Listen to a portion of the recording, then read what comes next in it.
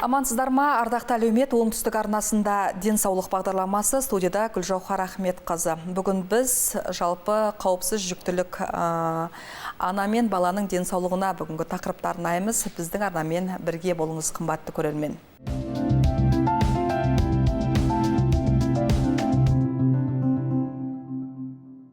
Жүктілік табиғаттың керемет сыйы, анасының және әкесінің кішкентай көшірмесі жарық дүние есігін ашуға дайындалады.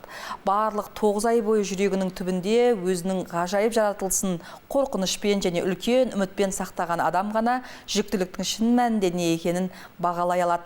Ұлын, қызын, бәлкім тіпті егіздерін, әсіресе жүктілік көптеген күткен сәбиге деген сезімдер жүктілігіңіз туралы білгенге дейін болса, тіпті қуаныш. Сондықтан жүктілікпен құттықтау бұл болашақ ата-аналарға күмәнсіз дұрыс белгі. Бұл аталар мен әжелер үшін де үлкен қуаныш, көптен күткен немерелер болуы әбден мүмкін. Ендеше денсау анадан денсау бала өмірге келеді. Ал денсау ана өзін жүктілік кезінде қалай күтінеді, қалай қауіпсіз жаңағы сезінеді, ол денсау бала өмірге алып келу үшін қандай әрекеттер жасау керек? Міне осы тақырыптар төңірегінде әңгіме қозғайтын боламыз. Студиямыздың қонағы Айжан Нұрлан қызы, Шымкент қаласы номері 11-ші емхананың акушер-гинекологы. Сәлематсыз ба, Айжан? Студиямызға қош келіпсіз. Сіз айтқып кеткенде жүктілік ол өте керемет, бірақ жүкті болу үшін алдын ала дайындықтан өту керек. Яғни отбасын жоспарлау. Кез келген ерлі зайыпты, ер адам және әйел азаматы бірге бірлесе отырып отбасын жоспарлау. Яғни отбасын, баланы көтермей жатып, отбасын жанұя құрмай жатып, 3 ай бұрын қаралу, емделу, жүктілікке дайындалу. Өзінің қарасты медицина мекемелеріне барып, кезекті өзінің жалпы тәжірибелі дәрігеріне барып, керекті анализдер, физикалық обследование және тағы да басқа тексерістерден өтіп, керекті консультация специалистерді жасап, қандай ауру бар екенін біліп, сол ауруына ары қарай емді қабылдау 3 ай бұрын. Және де керекті дәрумендерді қабылдау, яғни фолиевый қышқылы, йод, D3 және де тағы да басқа дәрілерін қабылдап үлгеру. Яғни біздің көбінесе бізде тек әйел азаматы жауапты болып жатады. Бізде тек әйел азаматы тексерістен өту емес, ер азаматын бірлесе отырып тексерістен өту, бірлесіп дайындалу. Яғни фолиевый қышқылын екі жақтан да қабылдау 3 ай бұрын. 3 ай бұрын? 3 ай бұрын, 3 айдай қабылдайды, көтермей жатып. Көтермей жатып, бұл дайындық ретінде есептеледі. Көтергеннің өзінде де, әйел адам жүкті болған кезінде де 12 аптаға шейін қабылдау керек. Бұл міндетті түрде өзінің денсаулығы үшін, бала үшін. Не үшін бұл отбасын жоспарлау деген сөзіміз прегравидарлық дайындықтан өту, яғни барлық тексерістен өтіп дайындалу және интергенетикалық интервал сақтану. Интергенетикалық интервал деген сөз туу арасындағы аралықты сақтау. Яғни 3 жылдай арасын сақтап отыру, ағзасын қалпына келтіруін күтіп, дәрумендерін ішіп, баланың өсіп қалыптасуына шейін сол сақтықты жасап отырамыз. Бұл не үшін? Бұл жоспар не үшін құралады? Бұл жоспар ана мен бала өлімін азайту мақсатында және бала өсу үшін және туылу үшінге тек әйел азаматы емес, ер азаматы бірлесе отырып жауапкершілікке тарту. Сонда ғана дені сау бала дүниеге келеді деп есептеймін. Яғни жүкті әйел жүкті болған кезінде бізде әр кезде кезекке тұрып жатады есепке жүктілік жағынан.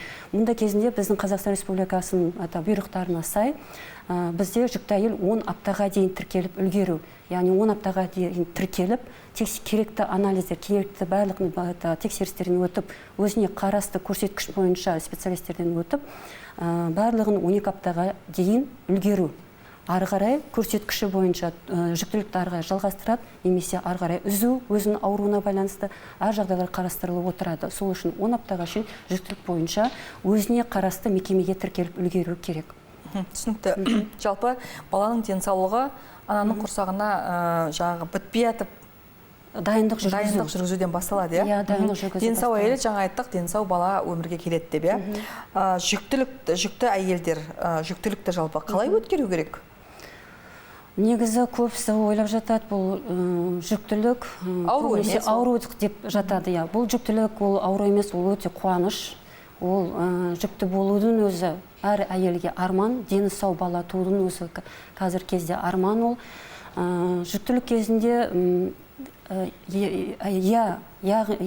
әрине адам организмінде ағзаларында өзгеріс болып жатады. Кейбіреуі әртүрлі оны басынан өткереді, кейбіреу ашушаң болып келіп жатады, кейбіреулері оны бақыт сезінеді, кейбір аналарда токсикоз ретінде өтіп жатады. Ашулану ретінде. Сол үшін біз жүкті әйел учетқа есепке тұруға келген кезімізде біз барлық жағынан тексеріс сұрап сыр тартпасын жинаймыз. Яғни үй жағдайы қандай?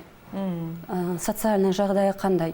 Үйде әкесімен баласының, анасымен баласының, енесімен келіннің қарым-қатынастары қалай? Үй жағдайы қалай? Және де зиянды әрекеттері бар ма, жоқ па? Үй жағында қандай зиянды әрекеттері бар? Соның бәрін қарастырып, психологқа жіберіп жатамыз, стоматологқа жіберіп жатамыз. Және де қандай инфекциялары бар? Соға дейін салыстырып, тексертіп, оның бәрін тексеріп жатамыз. Егерде экстрагенеталы аурулар шығып жатса, яғни жүрек жағынан, бүйрек жағынан, тағы да басқа анемия, қан жағынан неғылатын болса, өзінің керекті специалистеріне жіберіп жатамыз. Жаңа бағдарламаның басында айттыңыз, 10 аптаға дейін көтергеннен кейін тіркеліп, емханаға өзінің тұрғылықты барып тіркеліп үлгеру керек анам. Ал ол дегеніміз 10 аптадан кешіккен жағдайда не болады? Біз 10 аптаға дейін деп жатқанымыз барлық анализдерден өтіп үлгеру дегеніміз сол 12 аптаға дейін бала қалай дамып жатқанын көру, байқау. Біз мысалға Қазақстан Республикасының бұйрығы бар 156 және 92 приказ бұйрық бойынша ол жақтарда қалай осылай жазылған, біз осыған Қазақстан Республикасы бұйрығына бағыну керекпіз. Бұның бәрі ананың денсаулығы үшін жасалынады. Және де УЗИ скринингі болып жатады, генетикалық консультациядан өту, генетикалық скринингтен тексерістен қан анализін өткізіп үлгеру керек. Ол дегеніміз 11 апта мен 13 апта 6 күн аралығында өтіп үлгеру керек. Сол үшін біз генетикалық тексеруге дейін біз барлық анализдерден, барлық тексерістен өткізіп, сол жаққа жіберіп үлгеру мақсатында. Яғни алдын ала туа біткен ауруды алдын алу мақсатында және де генетикалық аурулар бар ма, жоқ па, соны білу керекпіз. Егер де жаңа 14 аптадан кейінгі болатын болса, бұл тексеріске жіберуге үлгере алмаймыз.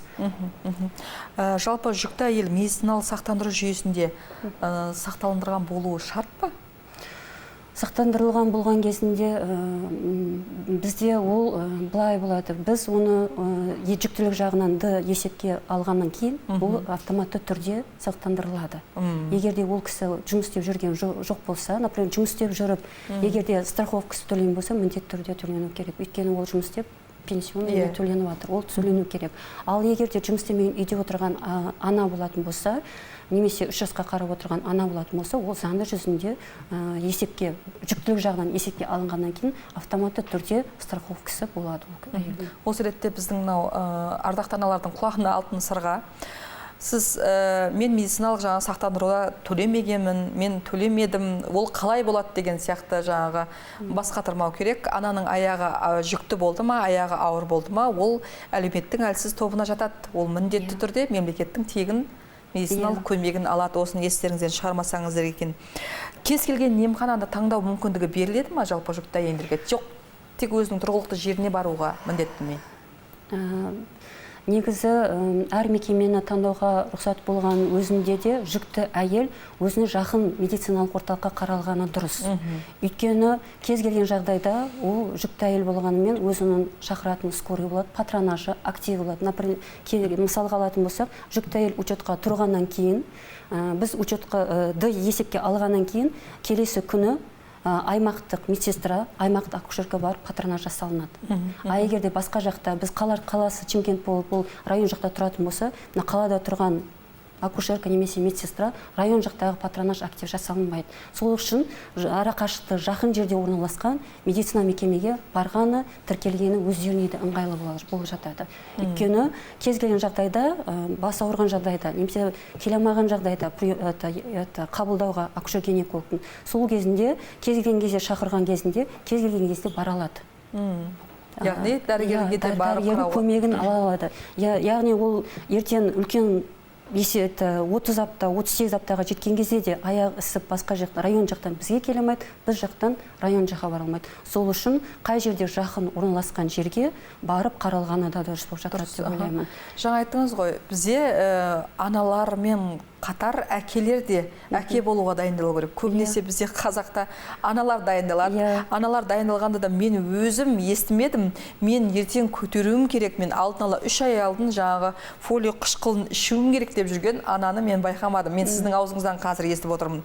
Ал тіптен менің әйелім жүкті болу керек. Мен фолио қышқылын ішуім керек деп жүрген болашақ әкелерді мүлдем естімеппін де. Қазір біздің Шымкентте осы ер азаматтардың көбісі болып жатады, тұрақты ер азаматтар да болып жатады, бірақ кейде көбінесе көп нәрсе бізде әйел азаматына жүктелген, әйел азаматы қаралып жатады, тексеріп жатады, көтерілгеннен кейін барлық, яғни бәрі кеш көтереді, экстрагенталь аурулар болып жатады.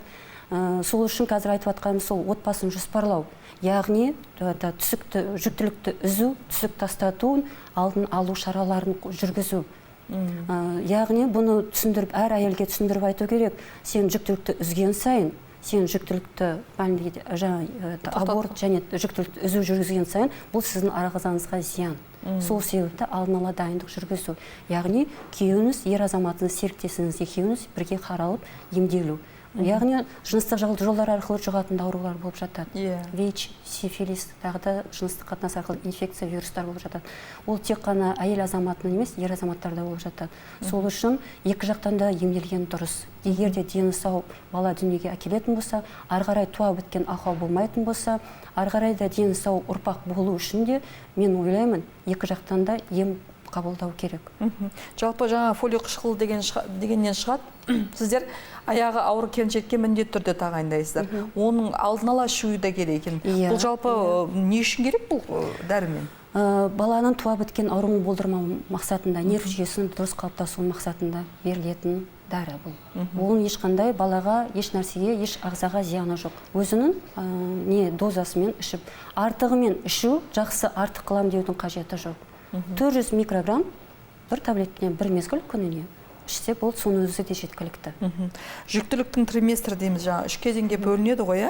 Бұл ана мен бала үшін қаншалықты маңызды? Бұл біз үйтіп бөліп жатқан себебіміз жаңағыда бәріндегіде өзінің триместріне, әр бірінші, екінші триместріне қарап, УЗИ-ға өзінің тексерістерін өткізіп жатамыз. Және де өзінің қаралатын, өздерін неғылатын апталықтары болады, солардың бәріне тексерістер өткізіп жатылады. Например, бірінші, екінші триместр негізі 22 аптаға дейін гинекология бөліміне жіберетін болса, 22 аптадан ары қарай жоғары уже біз перзентханаға жіберіп отырамыз. Сол үшін апталарды бөліп, триместрлерді бөліп отырамыз.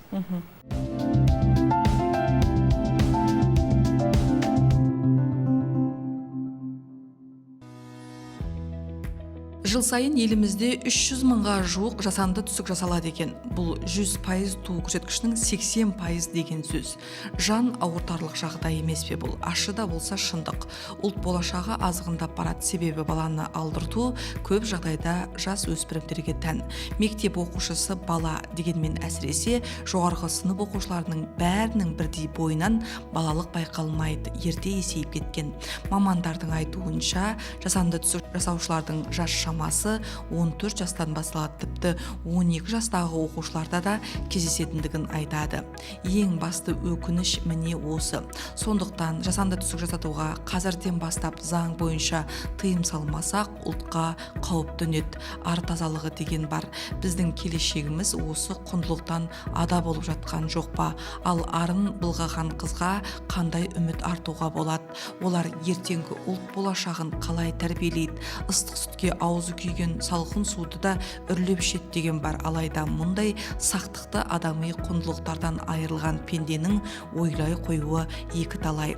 Демек, жасанды түсік жасатуға тыйым салудың қоғамдағы келеңсіздік, жезөкшелікке жол бермеуге де белгілі бір деңгейде ықпалы бар ғой. Әрине солай. Жасанды түсікке заң жүзінде тыйым салмасақ, зинақорлықты да, жезөкшелікті де ауыздықтауға болады. қыздар еріккеннің ермегі, қолжаулығы болмас еді. Әр кейбір ер азаматтардың санасы да сілкініп, үйленгенде арлы қызды таңдар еді. Жасанды түсік жасатуға заң бойынша тыйым салатын мезгіл жетті. Мамандар солай дейді. Бұдан әрі созуға болмайды, себебі ауру асқынып барады.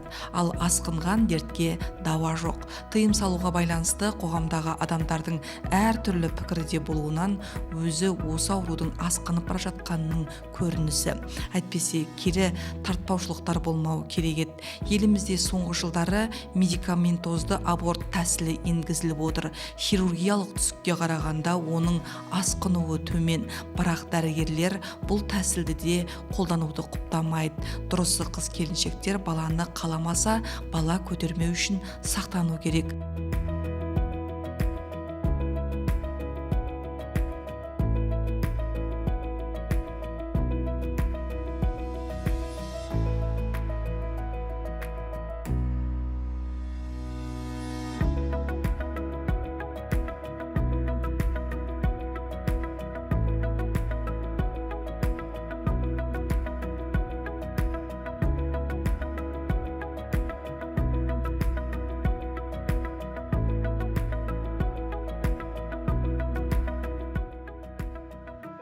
Медикаментозды аборттан соң ауруханадағы гинекологиялық бөлімшелерге түсіп, қан кеткен әйелдің саны аз емес. Себебі кейбір әйелдер бұл әдісті дәрігердің бақылауынан тыс өздері жасайды.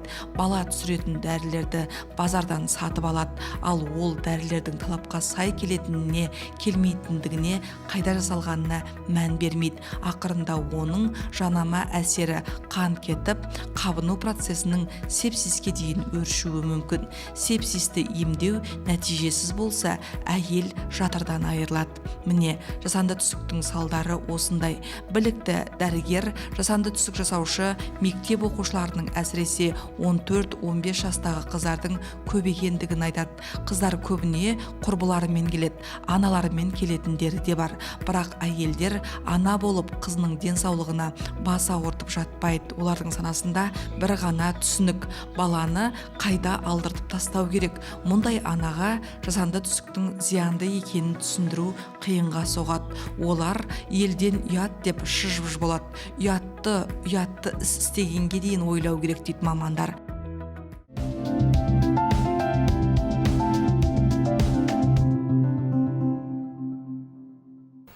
Әр жаңағы айлықта баланың өзінің даму деңгейін де бақылап отырасыздар ғой? Бақылап отырамыз. Өзінің апталығы бойынша, бұйрыққа 18-ші клиникалық хаттама бойынша әйелді егер дені сау жүктіге қаралатын хаттама, 18-ші хаттама, сол бойынша шақыртылып отырады.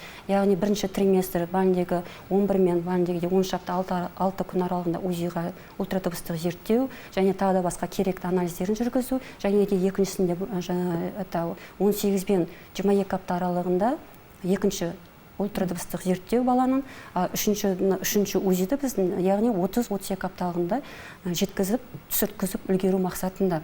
Яғни осы заңға сай, бұйрыққа сай тексертіп үлгеру мақсатында. Туа біткен ақауды алдын алу мақсатында. Жалпы өзіңіз білесіз, түстіктің аналарында біздің ер азаматтар ренжімейтін шығар, себебі оңтүстікте бала туу көрсеткіші жақсы. Басқа өңірлерге қарағанда оңтүстікте бала туу көрсеткіші жақсы екен деп, кейбір аналар тіптен баланың жаңағы денсаулығына, оның жаңағы арасы қанша уақыт сақталу керек, осы жағына көп мән бермейді. Тіптен мен естуім бар, баланың жүргек бұлынан алу үшін де баланы өмірге әкелетін аналар бар екен, иә? Бұның қауіптілік жөнінде айтыңызшы? Оның қауіпті бәліндегіде айтқандағыдай, отбасын жоспарлау, дені сау бала дүниеге әкелу үшін отбасын жоспарлау керек. Интервалда сақтану керек. Ол интервал дегеніміз 3 жылды сақтану. 3 жылды не үшін сақтанады? Өйткені әйел адамның ағзасы 3 жылдың ішінде қалыптасып бітуі керек. 3 жылдың ішінде ол дені сау әйелге арналған. Егер де экстрагениталды ауру жүрек жағынан болсын, қан жағынан болсын, бүйрек жағынан болсын, жүктілікке дейін оның бәрін емделіп үлгеру мақсатында. Егер де түсік тастаған болған болса, немесе іште жатып өспей қалған баламен тастап түсік тастаған болатын болса, 6 айдай күтіну қажет. Егерде баліндегідей антенаталды өлім болып, перинаталды өлім болып, немесе тағы да басқа әйел адамда осложнение болатын, ауытқулар болатын болса, онда міндетті түрде 3 жылдай күтіну керек. Ағзасының қалыптастырылу керек. Егерде туға қарама-қарсы көтерілген көрсеткіштер бойынша әйелдер болады, олар да көтеріп туып жатады. Қаншалықты оларға айтып түсіндіріп жатамыз, өздерінің специалистері де түсіндіріп жатады. Олар көтеруге қарама-қайшы, көтеруге болмайды. Яғни олар бала туамыз деп өз денсаулықтарына зиянын келтіріп жатады. Мұндай жағдайда әрине барлық жақпен сөйлесіп, шешім денсаулық сақтау органдарына да жіберіп отырамыз сол әйелді жағдай. Дұрыс, жүктіліктің табиғаттың бір керемет сыйы, Алланың керемет сыйы дейміз. Бірақ жаңа айттыңыз ғой, патологиясы бар әйелдерге мүлдем көтеруге болмайтын, мүлдем жаңағы бала өмірге алып келетін қабілеті жоқ. Әйтпесе жаңағы көтерген жағдайда, оны алып келетін жағдайда ананың өміріне қауіп төндіретін жағдайлар болады. Көбінесе біздің аналар, дұрыс, қыз бала болған екен, ана болғысы келеді. Оның үстіне жаңағы барған отбасында да неге көтермедің, неге ертерек деген мәселелер болады. Ол бізге келіп жатады, көбінесе біз қазақпыз, көбінесе келіп келін болып түсті, көтермей жатыр. Енді 1 ай болып жатады. Әрине, ол әйел адам бір үйге келін болып түскеннен кейін уақыт керек. Ол тек денсаулық жағынан емес, психологиялық жағынан да үйрену керек, үйренісу керек. Бөтен адам, бөтен жанұяға сиысып кету, ол әрине қиын. Сол үшін де біз жүкті әйел есепке жүктілік жағынан тұруға келген кезде міндетті түрде жаңағыдай психолог, социологтарға көрсетіп жатамыз. Ол ауруын табу мақсатында емес, жүкті әйелмен сөйлесу, сөзге тарту, қандай жағдайлар бар, соның бәрін біліп, көмек мақсатында жасалынатын жағдайлар. Егерде әрбір консультацияға келген сайын, біз тек қабылдау ғана жасамаймыз, әйелдің көңіл күйіне де қараймыз. Әйелдің көңіл күйі сәл ауытқуы бар, сәл жағдайлар болып жатса, қайтадан жаңағыдай психологқа жібереміз, сөйлесіп, жеке өзі ішіндегі нәрсесін айту керек деп ойлаймын. Жалпы тұрмысқа шыққаннан кейін бізде 1 айда емес, 2-3 айдан кейін енелер әңгіме айта бастайды, неге көтермеді деген сияқты. Негізі 1 жыл ол қалыпты жағдай, дәрігерлердің айтуы бойынша, солай ма? 1 жылдың ішінде әркімнің 1 жылда көтермесе дабыл қағудың қажеті жоқ қой. 1 жылға да көтермеген жағдайда да келін болып түскеннен кейін тұрғылықты жеріндегі медициналық мекеме міндетті түрде білу керек, ол жаққа жаңадан келін түскенін. Яғни көтермей жатып жаңағы отбасын жоспарлау мақсатында керекті тексерістен өткізу. Яғни ол дегеніміз инфекцияларға тексеріп өткізіп үлгеру, флюорография, ВИЧ, тағы да микрореакция, тағы басқа қан анализін бәрін тапсырып үлгеру. Мысалға ол жүкті болып қалатын болса, флюорографияға түсіре алмаймыз, өкпесін тексере алмаймыз. Сол сияқты келін болып түскен кезінде жүкті болмай жатып тексерістен өткізіп үлгеру керекпіз деп ойлаймын. Егерде тағы да басқа сол тексерістің арасында бір ақау байқалатын болса, оны емдеп үлгеру мақсатында. Егерде гинекологиялық жағында болады, 1 жыл ішінде жүргендер болады, гинекологиялық кистасы бар, киста яичника, және жатырында тағы да басқа ақау болады. Ондай ақаулар болатын болса, оны әлбетте міндетті түрде емдеп үлгеру керек деп ойлаймын. Өйткені оны 1 жыл күтіп, 1 жылдан кейін емдеу ол дұрыс емес. Ал егерде ешқандай гинекология жағында және терапевтер жағынан ешқандай экстрагениталдық патология, гинекологиялық патология жоқ болатын болса, онда пока кішкене күту. Егерде 2 жылдың ішінде көтермеген жағдайлар болатын болса, бірақ 2 жылдың ішінде әшейін күту емес ол. Оны керекті тексерістен тек гинекологтан емес, эндокринолог, невропатолог, окулист, өзінің көрсеткіші, қай көрсеткіші бар, сол көрсеткіші бойынша гинеколог өзінің бойынша тексеріп жатады. Кейбір гинекологқа келіп қайта-қайта тексеріледі, ең соңында шығып жатады, эндокринологиялық ауру бар. Яғни гормондары дұрыс емес. Ондай кезінде ол эндокринолог ары қарай айналысу керек. Яғни мына бастан бөлінетін гормон пролактин көтеріп кеткен жағдайда ол әйел ешқашан көтере алмайды дегендей сондай болып жатады. Гинекологиялық жағынан ақау болатын болса, міндетті түрде емдеу керек. Егерде емделген өзінде көтермей жатқан болатын болса, баліндегідей гинекологиялық гормондарды тапсырып, сол гормондарды егерде бәрі дұрыс па, дұрыс емес па, яғни мынау бедеулік бар ма, жоқ па? Бедеулік қай неден? Ол түтікшеден ба? немесе жұмыртқа бөлінуінен ба, немесе гормондардың әсерінен ба, немесе жатырдан ба, қай фоннан болып жатыр, сол фонын тауып, сол бойынша жұмыс істеу керекпіз. Например, түтікшенің әсерінен бітелген болатын болса, ары қарай екі жақтан да матканың трубасы бітелген болатын болса, оны біз ары қарай экоцентрге жіберіп, экоға дайындай бастаймыз. Өйткені трубадан міндетті түрде ол әйел көтере алмайды. Мүмкіндігі жоқ дейсіз ғой. Мүмкіндігі жоқ деген сөз. Жаңағы эко деп жатырсыз, жасанды жолмен бала көтерген әйелдердің тексерулерінде, анализдер тапсыруларында қандай да бір айырмашылықтар бар ма? Өз табиғи жолмен көтерген аналарға қарағанда? Менің өзімнің тәжірибемде ондай ешқандай айырмашылық жоқ. Айырмашылық дегеніміз, мысалға, өздігінен өзі көтерген адам, ол қалай айтсам болады, ол сәл басымды, өз-өзін ұстай алатын ана бар. Кей кезінде экомен көтергеннен кейін, ол, конечно, әйел адамға сәл ауырлау болады. Сәл олған көңіл аударып, сәл былай сөйлеп. Ерекше көз қарас керек дейсіз ғой. Дұрыс, енді студиямызға келгеніңізге үлкен рахмет. Жалпы, жаңа мен сөздің басында, сұрақтың басында айттым, жүктілікті әйелдер қалай өткеру керек деп. Көбінесе, біз қоғамдық ортада өмір сүргеннен кейін көп аналар сол баласы жетіліп 7-8 айға дейін бізде жұмыс істейді, себебі қалған баланы асыру керек, отбасын тіктеу керек деген сияқты мәселелермен ол міндетті түрде қоғамдық ортада жұмыс істегеннен кейін стресске шалдығады. Ол жаңағы отбасындағы айқай-шу, жанжал болады, балаға анау-мынау жетіспеушілік, әлеуметтік мәселелер болады. Бір мезгіл ана өзін де ойлау керек, ішіндегі баласын да ойлау керек. Қалай жаңағы жақсы әдемі көңіл күймен өткеруге болады? Осының бәрін елемей, ескермей, табиғаттың аясында шығамыз, таза ауада серуендейміз деген сияқты. Ең біріншінде зиянды әрекеттерді өмірден ол тек қана әйел емес, әйелдің ортасындағы жаңағы азаматтар да, оның жолдасы да деген сияқты. Сол үшін біз есепке тұрған кезде психологты міндетті түрде кіргіземіз. Егер де отбасында болған жағдай болатын болса, жүкті әйелден рұқсатын сұраймыз. Үйіне барайық па, сөйлесейік па, көрейік жағдайын, қалай болып жатыр. Біз бұндай, егер де бір болып жатқан болатын болса, міндетті түрде барып көреміз. Оның ешқандай зияндығы жоқ. Үйдегілер жағдайлармен де аймақтық медсестралар барып сөйлесіп жатады. Келіңіз осындай, көңіл бөлейік, аман-есен босанып алсын, бәріміз бірлесіп, босанған сізге де жақсы, бізге де жақсы. Дені сау бала дүниеге келген, дені сау ана, дені сау бала. Мен ойлаймын, тек жаңағы отбасына да байланысты емес, біздің мекемеге де Қазақстан Республикасы бойынша да бәрімізге бұл әр бала үшін, әр ана үшін бұл маңызды деп ойлаймын. Ол көңіл күйі көтеріңкі болу керек ананың. Көңіл күйі көтеріңкі. Бір мезгіл кішкене үйдің жаңағы мәселесінен бөлек, өзіне көңіл бөлу дегенде жаңағы табиғатпен сырласып, тілдесіп деген сияқты салауатты өмір салтын сақтау керек. Арасында кішкене демалу. Оның тағамдануында да бір өзгерістер болу керек қой.